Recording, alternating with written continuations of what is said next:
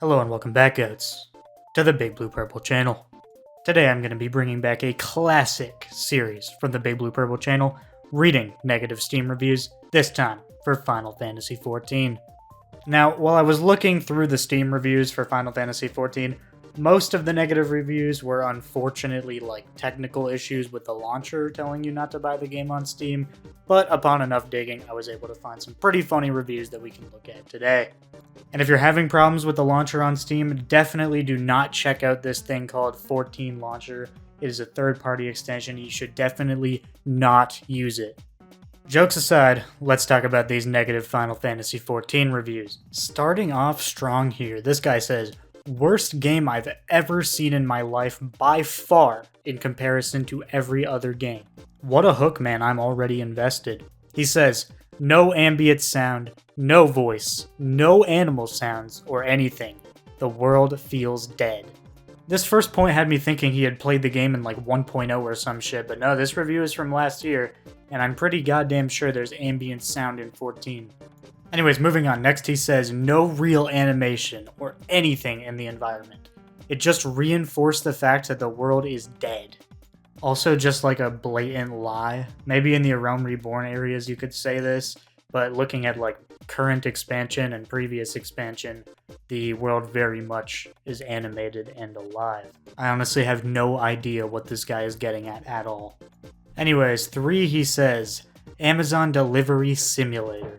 Basically, it's just an obnoxious amount of back and forth quests only to fill up your experience gauge, and that's it. I'd rather work at Amazon and make the money than working on a game and paying them money."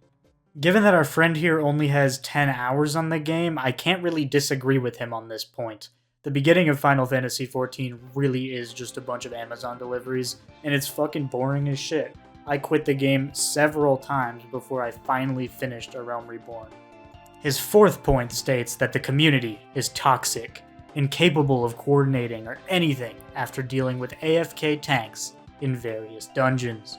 Now, this is something that definitely happens time to time where you get the AFK tank or whatever, but I wouldn't really label this as a toxic community issue. It just kind of sucks if the tank is AFK and nobody has the balls to kick them. Now, the simplest solution to this, my friend, is to learn how to kick people. In my experience, though, with 2,000 hours on the game playing on Gilgamesh Ether, I have never once had to call a vote kick myself. Anytime someone is AFK for a long enough period of time, someone steps up and kicks them every single time. But hey, with a community-driven game like this, everyone's experiences are going to be different, so I don't doubt that this happened to this guy. It's just that, are you really going to let that ruin your entire experience of the game? Because if you are, it's probably a good thing you stop playing it. And his 5th and final point is that the story is just boring. It doesn't offer anything on the table that haven't been done by 50 plus other games. And this here is the A Realm Reborn problem. The story really is not that good at all. I don't like it at all personally. I think it's extremely mid, and I agree with what he's saying. The problem is it gets insanely good as soon as you can get past it. It's the same reason I feel like an idiot trying to recommend people One Piece. Yeah bro, just watch the first 50 episodes to see if you like it. That's a big time investment, and A Realm Reborn is very much the same thing. Personally, I really didn't even start to have fun with 14 until I unlocked the Crystal Tower raids. The 24-mans were the content I was trying to get to, and when I finally got there, I really started to enjoy it. The problem is, there is a lot of fetch quests in mid-story before you get there. So he closes out the review by saying, "Overall, it feels like the standard for gaming was brought down to a new low with this game. I expected more from an MMO, and it's just sad that people have such a low standard and trash taste that they praised this game." Well, you heard it here first, ladies and gentlemen. Final Fantasy XIV has set a new low in video games. How about that? I can't clown on this guy too much at the end of the day because he only played 10 hours and he really didn't see much of the good side of 14. The first 10 hours really are a bunch of boring fetch quests and terrible storytelling. This next one is just some pure classic unfiltered salt. Have fun wasting your time with Party Finder because morons don't know how to DPS or learn mechs. The next time I see a sub 5k black mage, I'm going to eat a shard of glass. This one's pretty good, man. I like this one. He had a bad time in the party finder. Feel like we've all been there, okay? Just let him vent. Let him vent on the Steam forums. Next up, a cat boy licked me in Limsa. Just some typical Limsa activity. I don't really think this is anything to write home about. Now, this next one still just has me at a loss because I don't even know what he's talking about. They donated 250 grand to hashtag BLM to topple elected President Donald Trump. I seriously don't know if I'm missing a joke here, but if this is a joke review, it's funny as fuck. And if it's not a joke review, it's also funny as fuck. Is this like just an old community meme I don't know or something, or is this guy just genuinely insane? Let me know in the comments below.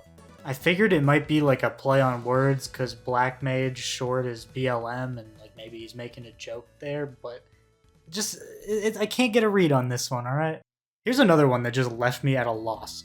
I know this will get me all kinds of hate, but I really can't recommend a game whose company requires me to tell them my gender before I can buy their product.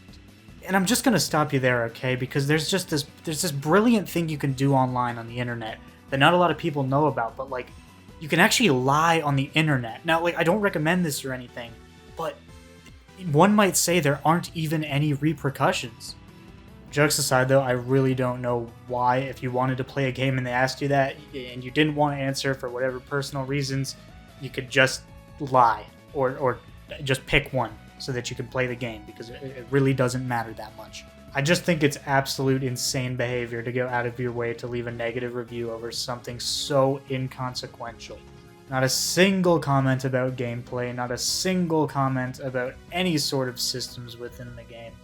This is the only reason they said the game was bad. Like, if you are a person who genuinely believes that it's creepy that Square Enix is asking you your gender, the easiest solution that anyone could come up with is to not tell them what your actual gender is. People on the internet will genuinely find anything to complain about. It's kind of insane. I hate this game. 8,000 hours on record. If you like stuff like talk with that NPC and then come back to me, or kill 10 turtles from the abyss and then come back to me, or bring me 25 stones of Thalmor Hadorzanoth and then come back to me, then you will love this game. It's unfortunate, but it's also really funny, because you know this person just played A Realm Reborn, and that was the entire experience for them, and they dropped the game and left this review. But it's a pretty fucking funny review, and it's pretty on the nose. Now we've got a good old rant about the housing market in Final Fantasy XIV. There were a couple reviews like this one, but this one was like the most concise, so I decided to include this one. After 900 hours in this game, I got fed up with it. It really is awful. Your house will get demolished when you don't enter it for 45 days. Yeah, I mean, I definitely agree it sucks that you lose your house if you're not paying for your sub pretty much, but I don't really know why there's so little houses in the game. I'm not sure if it's a technical restraint or limit, or if they're actually just artificially making the housing market scarce to keep people subbed. It's very possible, but I'm not exactly sure why there's so few houses in the game. He goes on to say, this means you need to keep yourself subbed to keep it. I would like to have a break from an MMO every now and then, and this feels like blackmail, like forcing you to pay real money to let you keep your house. Again, I'm not sure if it's a technical limitation or if it really is just blackmail. Let me know what you think in the comments below. In an MMO, everything eventually leads to farming, getting the stuff you want, which will take many, many hours. But when you have it, it should be yours. I can definitely see where this guy's coming from, but at the same time, it's just one facet of gameplay that really isn't that important. I only recently got my first house like a week ago, and I have 2,000 hours on the game. It was just never something I really thought about doing. There's just so many ways to enjoy Final Fantasy XIV, I feel like leaving a negative review and quitting the game, we'll get to that, after 900 hours of playtime just over a housing market is a little extreme. I can't support a game that removes items from your inventory when you are not logging in for a while.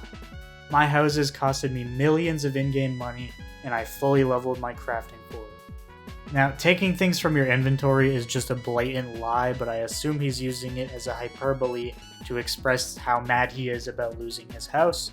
He goes on to close out the review by saying, I will drop this game permanently. And ladies and gentlemen, I gotta give him props, because he wasn't fucking lying. If you look at the review time, he played another 5 hours after he left the review, and never played the game again. And again, while I can't agree that the housing market in 14 is just complete dog shit and it sucks and it needs to be reworked, I could not imagine dropping the game over it when there's so many aspects of this game that I enjoy. Anyways, that's gonna just about do it for this video. Those were all the reviews I felt like were worth sharing with you guys, because like I said at the beginning of the video, so many reviews that I read were just like don't buy the game on Steam, the launcher is fucked, and stuff like that. Personally, I bought the game on Steam because I like being able to track my hours and I like having all my games in one place. But I also totally don't use this tool called 14 Launcher that helps the game launch better.